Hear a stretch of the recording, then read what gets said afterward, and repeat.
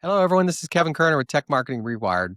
I sat down with Suman Kanuganti, CEO of Personal.ai, whose mission is to give people secure, private access to their memory and knowledge through personal language models. In this episode, we talked about how Personal.ai is different from large general purpose LLMs, why privacy and ownership are central to the future of AI, and how enterprises are already putting Personal.ai to work for brand voice, marketing, and competitive edge. We dug into his vision for agent orchestration and where all this goes next as devices and data collection mature. So, this will be a really amazing podcast for those of you that are really future forward on small language models. But before we dive in, Tech Marketing Rewired is brought to you by Mighty and True. We help B2B marketers move strategies that get stuck in execution, making sure that big ideas actually see daylight and drive results. Learn more at mightyandtrue.com. All right, let's get to it. This is Tech Marketing Rewired.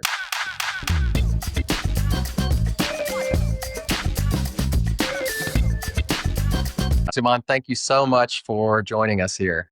Kevin, thanks a lot for having me. Yeah. I'm quite honored to have you on the show. I've in just talking over the last few weeks or so, I've done quite a bit of research on you, but a lot of the work that you've done is really pretty amazing mission-based work. I mean, your backstory is really cool. I wanted to get started. Can you walk us through your journey and how the past work has sort of led to this mission of personal AI? My past work, you must be referring to my previous company called Ira, which was an AI company for enabling businesses to make their locations accessible for people who are blind and low vision. The intention behind that company is around how do you make the missing visual information accessible for people who cannot see. And AI, of course, played a critical role as much as it was, 30% AI and 70% human. During, those times, I learned a lot about what does it mean to be having greater access to information generally, and the interesting elements of what information that otherwise you would miss. That helps you make the decisions that you may not, foresee. For example, if IRA was about missing information that is visual, Personal AI is about that missing cognitive memory that otherwise is locked somewhere deep down into your mind. So what does it mean to be, giving access to all that information and knowledge that otherwise you have personally gathered institutionally and experienced and maintain the relationships, and how do you make those decisions going forward, right? So a lot about it fundamentally is about access to information, access to yourself, access to the people around you. That's kind of the crux of everything that we do. Yeah, pretty amazing. Somewhere I saw a stat, I think on your site, that 80% of our memories we forget. Like there's so much that's forgotten. And it seems like a mission that's well worth building a solution around, because you could harness that both for yourself and also for others' use. It seems like an amazing opportunity. Yeah, the interesting thing was, when we started the company, it was this core problem of what would Kevin do? What would Suman do? Given a specific context and a specific situation. I had this co-founder of mine at my previous company. His name is Larry Bach. I don't know in your research he came up or not. He passed away, 18 months working with him. He was my executive chairman and he built like 27 different biotech companies. He's important to my life, specifically around my entrepreneurial journey. And once he passed away, because of pancreatic cancer, we had this mantra of like, what would Larry do? Right? That was like huge posters. And the idea is if you step into those shoes, the way you make the decisions is very specific to, the institutional knowledge that you have experienced over a period of time. It's not the general knowledge, which is kind of comes back into the idea of the large language models and the idea of, personal AI, which is very much specific to and tailored to individuals. Yeah, it's early on in the AI, a couple of years ago, I'd say 2 or 3 years ago, when I started using it, I heard something about the use of or the um, capture of memory over time for an individual, but it was very personal. It was very like you capture it for your family, for your kids. Imagine like 2 or 3 generations down the line, if you could talk to your great grandparent. And I'm sure there's maybe others working on that problem. You've harnessed it for a business application purpose, but it's just fascinating to think. Like, I imagine I could talk to my great grandfather over, the next couple of generations. Would be pretty amazing. Absolutely, right? I think the use cases are many, when you start thinking about personal AI, specifically, individuals comes in all shapes and sizes, right? And different needs as well. Yeah, our focus always has been this core idea of like, how do we, democratize from the truest sense, that belongs to, something that belongs to people. It's more like an asset from our perspective, right? Can it scale to millions of people or billions of people, right? How do you architect, an idea of a model that thinks like you and make it yours, right? There is a greater sense to our vision around the privacy and the ownership of these models as well. So that was important to us because otherwise we wouldn't be fulfilling the promises that we set out to do. Um, and you mentioned, yes, we are focusing on the business use cases right now.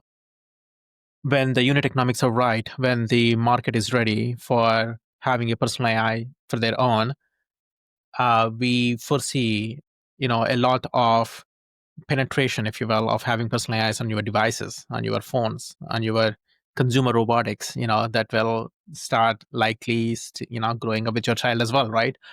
Yeah. Um, so there's lots of future applications that fundamentally can be enabled with personal AI. And as much as we are building a business right now, and our go-to-market strategy is, this individual specific expert roles, where privacy is important, expertise is important, specialization is important. So still like fundamental characteristics of personal AI, the business model is slightly different. Yeah, yeah, it makes a lot of sense. Um, for those people that might not be, that may be listening or not familiar with the technical differences, can you explain the difference between personal LLMs and general purpose LLMs like ChatGPT? Like a lot of people might think, well, I have my history inside of all my chats with ChatGPT, but what are the broad differences that between what you're trying to build and talking to a general purpose LLM like ChatGPT? What we do is we do not train on external knowledge as much as we fundamentally train on um, individual people's memory stack, we refer to it as. Um, the core data and the core database that goes into this small language model architecture, which I'll talk about in a second, is a time-based memory that grows over a period of time, and it is continuous memory, right? Think about a large language model. It's pre-trained on a collection of lots of data, which has its specific needs. They are good at foundational language as well as foundational general knowledge that is available on the internet. We are talking about creating a small, discrete, ultra specialized, self contained model that is more attuned to the likes and the thinking of an individual person. Right. So it's a kind of the opposite of a large model. It's actually a small model. Even architecturally, it is very small. It's less than 1 billion parameters, 1 gigs of size, trains less than like in 5 minutes, and it's continuous. It has its advantages around the unit economics, et cetera, et cetera, and it's designed to scale.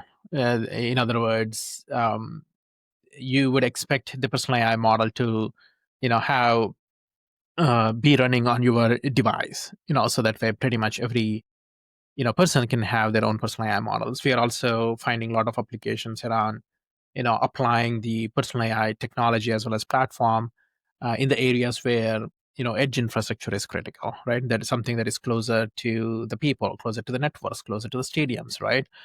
um, as compared to the cloud-based LMs, and the memory that you share with them is limited to pretty much that conversation. Are you bringing in though, like if I'm in my personal LLM, can I access outside information Mhm. during that conversation? Yeah, it's a good question. Yes. So post 2022, what we have done is we basically embraced the large language models.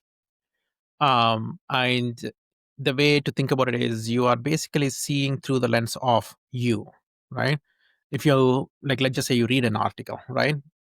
You read an article, you absorb the article, but you have your own personal opinion, personal view of it, right? So the model is expected to function very similarly. Everything is seen through like your way of thinking because fundamentally that's the filter, which is the PLM, which is personal language model. So it's quite fascinating. Yeah. I enjoy it quite a bit as well. Like yesterday, I was doing some research of my own in regards to the company, and I was trying to draw some connections, for personal AI and with Twilio, right? And that information is kind of available in the large language models, but how I think is available in my personal language model, right? So when I have a conversation with personal language model, it is, thinking through the lens of how I would otherwise do. Yeah. Yeah, Yeah. And then you can interact also with other people in your organization or of other course. personal AIs, I'm sure. So Yeah, of course. And then super there is like interesting. persona to interactions as well. So in the enterprise setting, if you think about it, the whole concept of collaboration, right? And the agents. Agents are very much, you know, I see companies developing agents for a lot of like autonomous functions.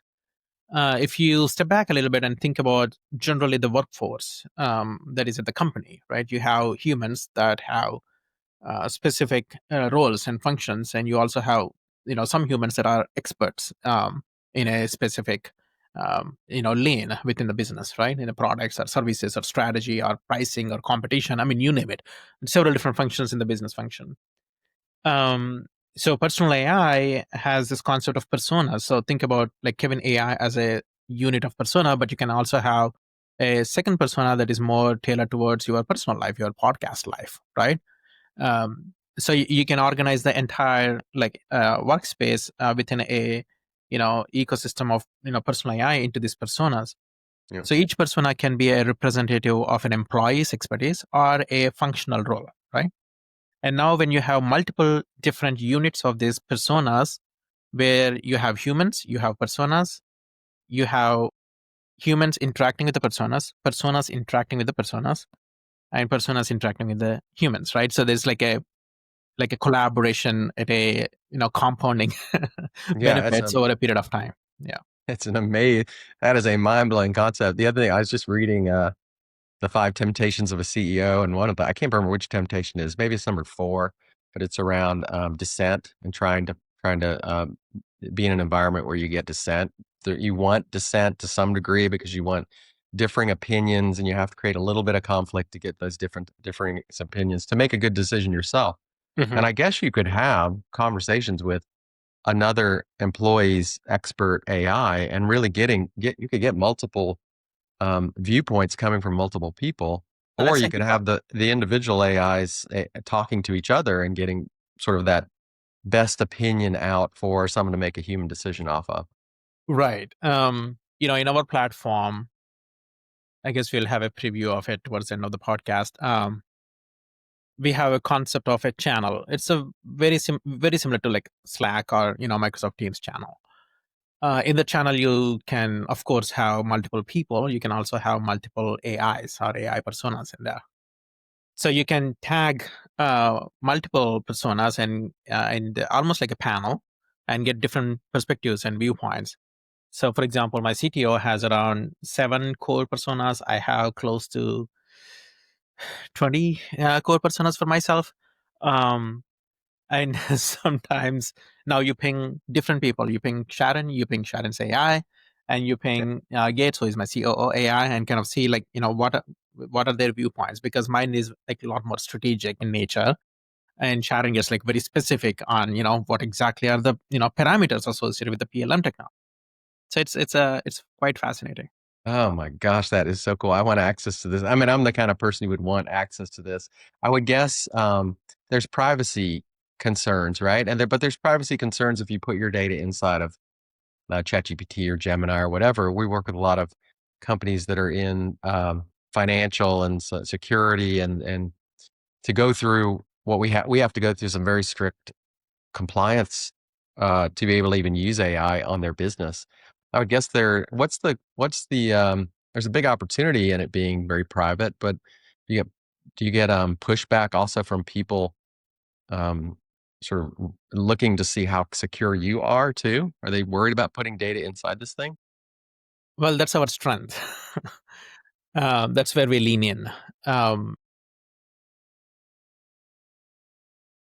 Personal AI functions as like a self-contained cluster. In most cases, we also, for some of our highly regulated customers, like you said, financial institutions, we serve banks today.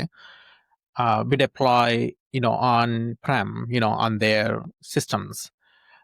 Even on our cloud, every persona has their own unique memory. So there is no spillage of memory under zero circumstances to another persona, like zero. Um, so there are privacy layers built at infrastructure layer, at the application layer, at persona layer, and then you have access controls on top of it. The access controls are, quite interesting. When we develop Personal AI, our core thesis around how AI will function with people would be this multiple AI is very similar to humans, like in a collaborative space, autonomously or human supervised. So uh, if you think about a Slack user or a human user in a platform like Slack, we have these AI personas that acts as AI users as well. So in a way, when we are deploying into an enterprise company, we kind of adapt to the existing controls and policies, access controls and active directory policies that they already have, because each persona is going to hierarchical organization, according to where the team belongs. So naturally, we kind of, I guess, extend the existing policies rather than trying to make like new policies. Yeah. And when you roll this out across employees, is there any pushback in terms of them worrying about putting their persona on a, I mean, there must be some discussion that needs to go on with employees to put their information inside their persona. Or are Right. people pretty willing? Once they understand where the data goes, where the data belongs, who is the owner of the data, what's happening Yes. behind the scenes. Of course, we have to be transparent, but that's the promise for our customers anyway. So if you look at our privacy policies, our terms of service, or even customer Yeah. contracts and agreements, we are pretty clear because our business model is not fundamentally driven by the data of the customers. Period. Yeah. Yeah, and it's also kind of a no-brainer if you wanna leverage AI in your business, this is the best way to do it because if you're going out and putting it into a public LLM, well, that's the worst case scenario, and you can certainly try to lock people out in their corporate networks, but, who knows how it could be used, outside, in personal computers and whatever. So it's really the best case scenario for an enterprise that's highly secure to be using this stuff.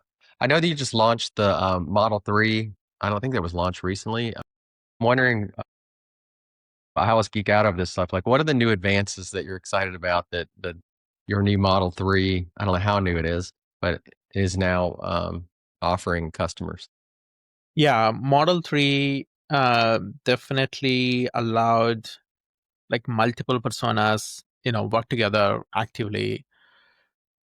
What we are seeing is since Model 3 is this compounding benefit associated with creating every new persona that has a specific role.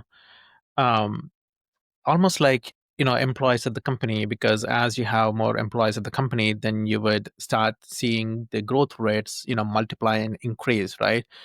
Because you start having these economies of scale and then you're collectively moving forward.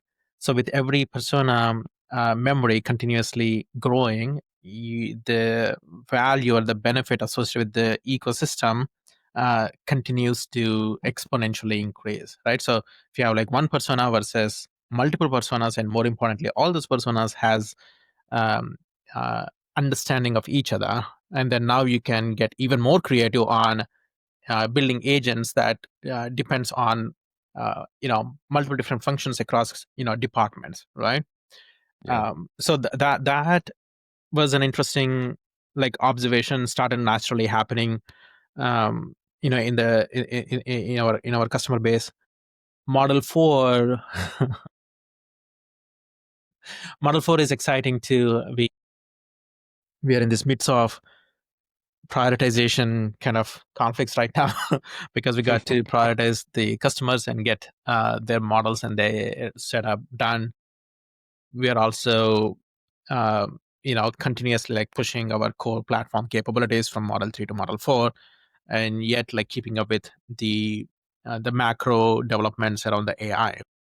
Yeah. Anyway, right now Model 4, like a preview of Model 4 is more will be more centered around creating like a agent orchestration layer on top of these personas, right? Cool. Within the personal AI ecosystem, each persona has understanding and intercommunication abilities, between them. Now we are adapting to the industry standards, and there is a push around standards framework around agent to agent communication.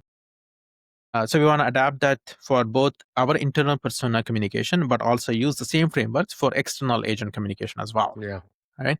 So then, you start having a standard layer, if you will, almost like an API fabric that you would have at the enterprise Yes. companies, back in the days. Now you have a, AI fabric or an AI orchestration fabric on top of it. So then you have lots of interconnectivity that is going on, and yeah, Fascinating. Fascinating. Is that with MCP or some other technology? I Some cannot other. speak to that yet, Okay. but we That. have a few partners and few choices, and there is some internal um, developments itself that we are back contributing to some of the open source, based on some of the learnings that we have had building personal AI through years. Yeah.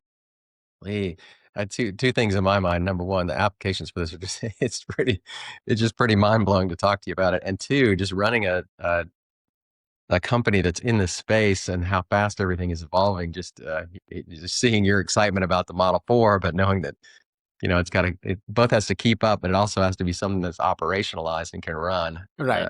and be Right. secure, which is mind blowing. I want you to talk through some of the use cases that you see that have been most inventive for you just across the business. And then I want to talk a little bit about the marketing use cases, what you see marketers using this for, that'll be primarily our core audience Hmm. for this podcast.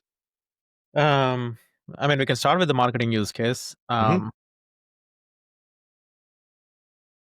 I believe I can mention this publicly on the podcast. So, uh, we are growing in this sector of retail businesses right now. So we serve a lot of brands, referring to the brands such as Arc'teryx, Wilson, Solomon, Armada, Ralph Lauren, and the likes of it. And um, we normally start off with uh, you know use cases that has specific revenue edge. Then it kind of moves into use cases that requires competitive edge, and I'll talk about it. And then kind of penetrates into the use case that has productivity edge, right? So if you think about the use cases, those are the three swim lanes that we operate in.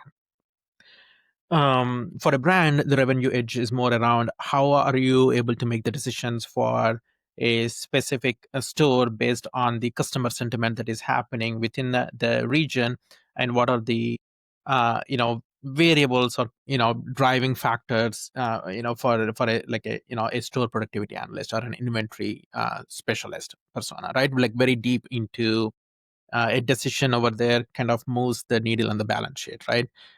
So very high impacting, high revenue associated use cases there. The competitive edge within the retail industry is more tailored towards there is tough competition between these brands. What is the new product that Nike has released, and how does that influence our products, and what kind of decisions that we need to make at what period of time at what regions, right? It's a complex operational challenge that these companies has to go through. So there is set of personas and use cases within the a competitive to give the companies competitive edge. um, and the last one goes into the productivity suite. And Hmm. the productivity is where some of our marketing use cases fall in as well. And the recent one that I can speak to is a Wilson brand persona, right? Wilson is very specific, ultra specific about their brand and their brand positioning, their colors, their ways of speaking about the brand. And let's just say there is a media interview or the product catalog or the product descriptions. Every product description, they spend hundreds of dollars for one product descriptions, right? And now they are knocking out the product descriptions with a Wilson, copyright brand persona, which is ultra Hmm. specialized, ultra specific to Wilson, right? That is not influenced by the large language model trying to borrow some of the characteristics from other brands, right? Good Um, point. and they're extremely happy, and they're knocking down these product descriptions like it's nobody's business. So marketing kind of use cases fall into that productivity category and at the productivity edge. Yeah, wow, super interesting. And it's all seen through the lens of if you're gathering that and you have that internal data, I would guess that you also have product or marketing expertise in the company that's the all that information is being seen through the lens of. Like, if I have a really good product marketer who knows exactly how this stuff should be, and I have my own persona, now I've loaded in all this data about my brand, the result is gonna be a lot better than a general LLM that, as you say, is gonna pull in all kinds of outside noise, which it does. It gets Yes. confused, and Yeah. you also have compliance, regulatory stuff that, could pull in someone else's brand, the item. So is that correct? So it's both using the internal data from the company, Data. but also the expertise that's in the company around, let's say, brand or product. Yeah, if you choose to. Yeah, It's a choice. Yeah. got it. What about sales and what about the sales side of things? Are there sales use cases yet, or do you see sales being a piece of what gets developed? Yeah, we do see like sales use cases, but not the a lot of like AI SDRs is very operationally driven, right? Like what is the sequence of things that you would run?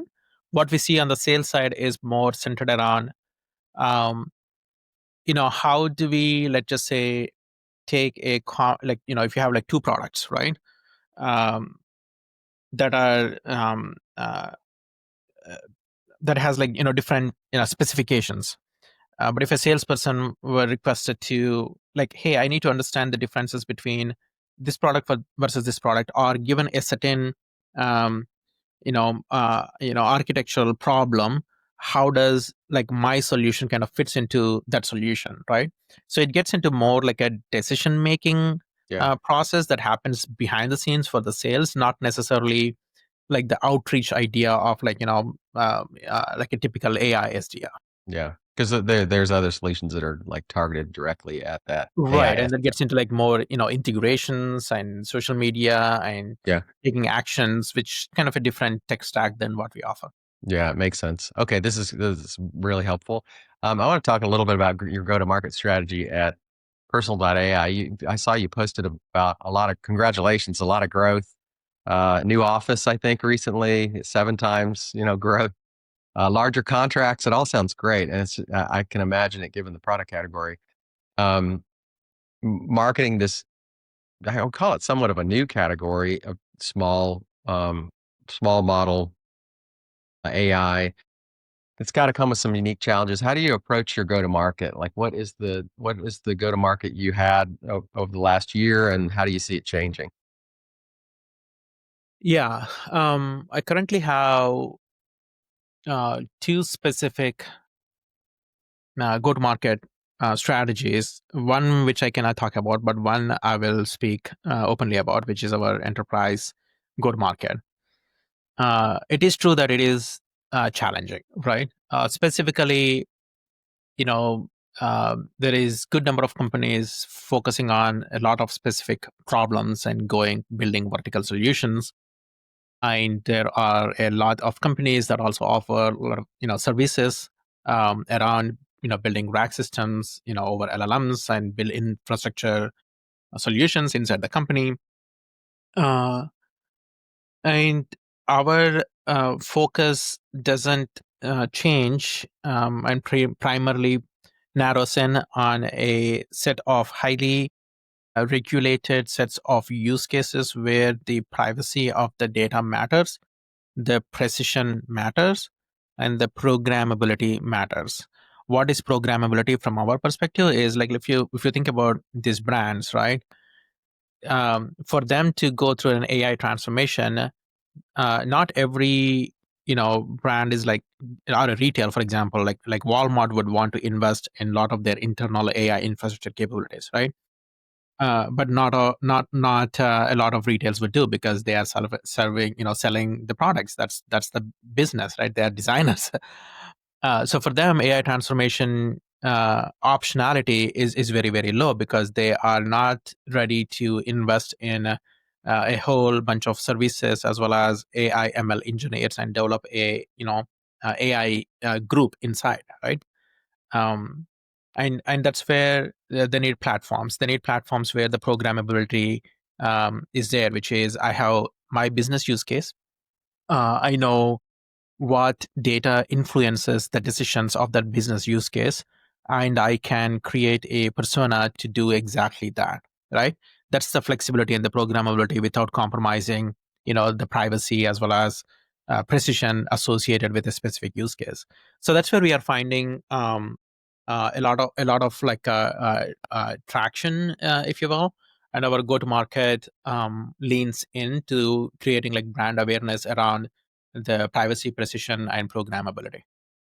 Yeah. You find these companies now have if you hit the right target, they probably have people that are focused on the tech stack that's required for um, their integration of AI. They have like I would imagine now it's getting mature enough. There are people at these companies that are actually looking for solutions like this. Is that right? Yep. Yep. Yeah. And so you can go in with a wedge in the market to some degree to say, hey, we fit here. Right. And this Yeah. is the exact use case. Our wedge right now is growing in the retail. And the entry point is the COO office. We do see like a lot of strategic IP specific use cases in there. And from there, we kind of scale throughout the company. And right now, there are a few enterprises that basically is rolling out to the entire employees, right? With every employee having their own persona as well. So those things are happening. We do serve like financial services.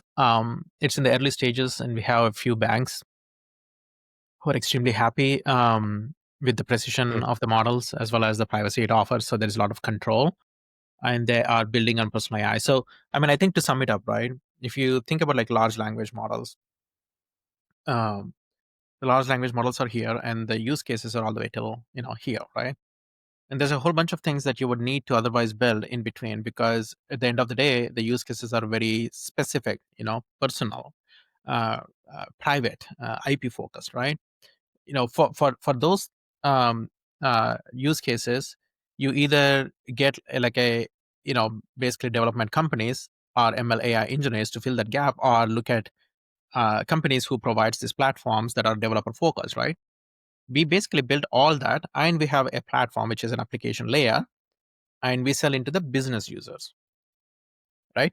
So the go to market as well as their ability to solve their problem much faster, is much faster and is much more precise, and that's kind of our key differentiation out in the market. Yeah, that's super smart. Yeah, I was thinking the same thing. You could probably build it if you were one of these companies, but gosh, the time to build it and if you're into building a AI stack and with things changing so fast, you might build something and the next thing you know, it's not, it's useless. Right. Yeah, it'd be really hard to to compete. So that's really great. I want to ask you just a few questions. I have one more. We'll get into our AR roulette thing here, but um, you mentioned a couple things about Model 4 and what's going to change, but I just wanted to ask, you may not be able to answer this. With all the work that you did on the wearable side, you mentioned it at the very beginning. I'm wondering where you see AI in at least training these AIs with devices that are surrounded, because I really want that. Like I want that. So I'm wondering like how far out is it that we have some device that can be listening and learning for me and training my personal AI? Yeah, good question, right? That gets us into like the macro. So one track that is definitely is the AI. Of course, like large language model is one piece of it. Now we have personal language model kind of filling the gap. The market is essentially democratizing having access to the AI. Well, then the next question is, oh, okay, there is a data component to it, right? Enterprises makes it like a good entry for companies like ours because they own the data, they have specific IP, right? Um, when you start coming to the consumers is where you will start thinking about this aggregation of data. The reality that we have lived over the past 20 years, the internet is the data from a personal standpoint, from an individual standpoint, is all segregated into multiple different platforms. It's an unfortunate reality.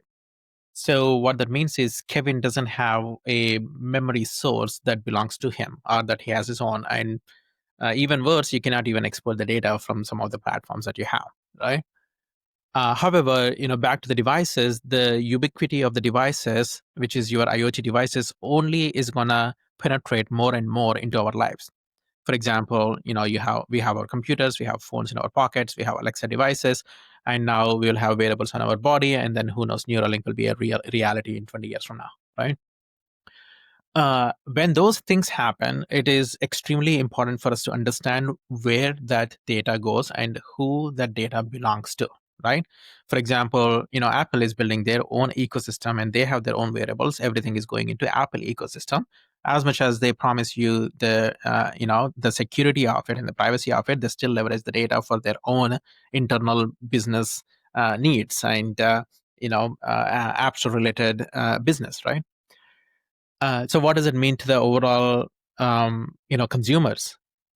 We want to be at a place where we meet personal AI with the advancements of the data collection methods and then intersect the data to make it ownable by the end user, either it be a business or an individual, right?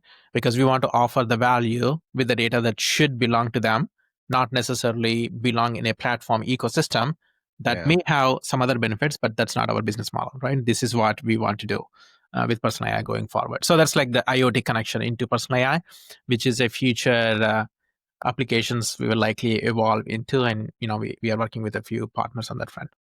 It's both the IoT and it's also the data and privacy and security. I don't think I'd want to put all of my personal data inside of an ecosystem that's out there in someone else's ecosystem that they're training off of, but I would want it in my own to just be able to talk to it and learn from it and just query and memorize, have some memory. So it's really a cool idea. I hope it happens sooner than later. I'm one of those guys who would like dive into it at the the beta for sure. My wife wouldn't like it very much. Yeah. Um, I mean, in a way, in 2023, we went that direction. yeah, We found the market wasn't there. There was a mismatch in market expectations versus the sophistication of what we were trying to push. yeah. And there were a few wearables that were going that route too. Remember the little clip on Yeah, the yeah, and side? there are Yeah, pens. But yeah, what we aim to do is we want to let the IoT mature a little bit, and then we will have personal AI mature, to have those inference on your devices, and eventually meet at the right time and the right place. Um, so yeah, so we will be playing in that industry eventually. Yes. yeah. I'm a fan. Yeah. For sure. Okay. Well, I wanted to this has been great. I could keep going, but I gotta let you get back to work. And I wanted to do one more thing with you that we do on the podcast here. It's called AI Roulette. And I'm going to share my screen and I'm going to go into Perplexity where I have entered this question. I'm going to pull this up here so I can see it here. It says, I'm hosting a B2B marketing podcast. Uh, and a little bit about you, and then give me one bold, unexpected AI roulette question that I can ask mid-interview. I actually ask it now. Short and punchy, disruptive. Don't give me less just one output. And so I'm going to hit send here, and then I'll have you answer this. And for the first time ever, we're going to try to have your AI answer it. So let me hit this. If your AI could perfectly capture and replay every conversation you've ever had, do you think it would make you a better leader or just expose how often you repeat yourself? So let me stop sharing Do you here. mind pasting that in the chat so that way I can copy paste it? Zaman, you talked about putting this into your own personal AI and just seeing how it comes back Yeah. with What I will its. do is I will have my Gates answer that. So let me copy where you are texting. I will share my screen and I won't scroll because I cannot show all the personas that I have. Some of them are sensitive. So let's see. Click share button. Okay, good. On the screen here, if I scroll up and scroll down, I will have multiple different personas across the company. There are close to 60 of them. For this exercise, I'm gonna go into Gates. Gates is my AI COO. And I just asked a question about the team, so that way I don't have to show my history in here. But what I will do is I will simply paste that question here and then send it to Gates. Gates is trained on a lot of my company strategy related activities. So I'm gonna let him speak now. Yeah. Yeah, do it. Leadership enhancement through perfect memory. Having perfect conversational recall through AI would undoubtedly make one a better leader beyond just exposing repetition patterns. Here's why. Pattern recognition. The ability to analyze conversation patterns helps identify both strengths and areas for improvement in leadership communication. Consistency. Check. Perfect recall ensures messaging remains aligned across different stakeholders and time periods. Learning optimization. Reviewing past conversations provides insights into what resonates with teams and what doesn't. Strategic evolution. Understanding how our thinking evolves helps refine decision making frameworks. Even if repetition is exposed, it often serves a purpose in leadership, reinforcing key messages and ensuring alignment. The That's key is good. using that awareness to communicate more effectively.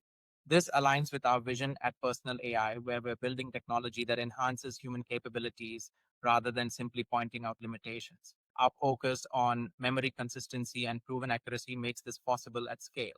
Would you like me to elaborate on It was really good. Even if repetition is exposed, it often serves a purpose in leadership. That was a good- so most of the things that otherwise I would talk about, and you can kind of, based on our own podcast, speaks a lot about how I talk on the perfect memory. The interesting thing in here is if you look at this, personal score, 77 personal score, right? That is an indication of how specific or in depth, that response is as it comes to the way I speak and the way, I talk about personal AI. Uh, Yeah, that's so cool. And it really the other thing that's really cool is the voice. Using the voice of the you can train it on the voice of the person, which is really makes it more it just I don't know, it just to me it makes it more personal. yeah. Well, I'm a phone call guy, and when I drive, I call my people. When my people are busy, I call my AI, and then have a brainstorm session. It actually helps quite a bit. Simply talk through the things that are on top of my mind, and Yeah. it's quite insightful at times. Yeah. Yeah, I'm glad someone else does that. Now I do it with my kids when we're in the car, we'll pull up ChatGPT and we'll just ask it all kinds of stuff Hmm. in voice mode. Yeah. So, Now you do that it with personal AI, and you will have, you'll have like a history as well as it will start shaping the entirety of you. it just seems like it gives you such more perspective than you could get. Well, you may not be able to get those conversations that happen all the time with others, and then you can just dial up these personas. Pretty amazing, Simon. Unbelievable. I could go on this stuff. I can't wait to see what you guys do next. I'm sure others will want to keep up with what you're doing. How should people get a hold of you, interact with your company? What's the best way to get to talk to you? That's easy. Personal AI, personal.ai will be the first one on Google search or any other search. My email is the letter S at personal.ai. So if you want to write to me directly, that's the best way. Awesome. Can you interact? Do you expose any of the AIs to externally? Do you have any AIs out there that people can talk to? There are some on personal.ai, Okay. and most of our work is very much ultra private. Yeah, of So course. it's less external use cases, but a lot internal use cases. Yeah. But we try to expose some of them just for people to play around. Yeah. You're not trying to build character.ai or anything silly. So No, yeah, no. at In least. fact, in 2023, there was almost like a competitive landscape between inflection AI, character AI, and personal AI. Mm. But our approach has been kind of starts from the people necessarily simply talk to the prominent figures, right? Our focus was more centered around like the individual who is actually getting on personal AI. Yeah. So there was confusion. It's like, oh, this is character AI. No, it's not. It's not character AI. Yeah. Yeah. And you're on the right path. I wouldn't. Yeah. it's characterize a whole different ball of wax. But yeah, Simon, I'm so happy that you joined that I reached out and you joined us. I really can't thank you enough. This has been awesome, and I wish you the best of luck. I had fun, Kevin. Thanks a lot for doing this. Thank you so much.